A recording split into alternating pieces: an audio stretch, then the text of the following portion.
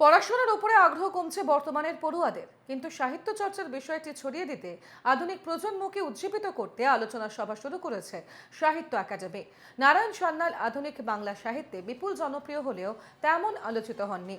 তার জন্ম শতবার্ষিকীতে সাহিত্য একাডেমি ও সরোজিনী নাইডু গার্লস কলেজের সাহিত্য বিভাগের পক্ষ থেকে কলেজে নারায়ণ সান্যালকে নিয়ে আলোচনা সভার আয়োজন করা হয়। প্রধান অতিথি হিসেবে ছিলেন উপস্থিত শিক্ষামন্ত্রী ব্রাত্য বসু। অনুষ্ঠানে উপস্থিত ছিলেন কলেজের অধ্যক্ষ।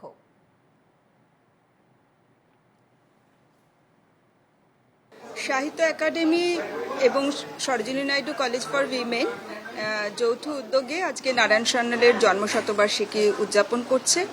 আমাদের জন্য এটা অত্যন্ত গৌরবের যে এ বছর সাহিত্য একাডেমির পূর্বাঞ্চল শাখা যে অনুষ্ঠানগুলো করেছে সেগুলো প্রত্যেকটি বিশ্ববিদ্যালয় স্তরে হয়েছে।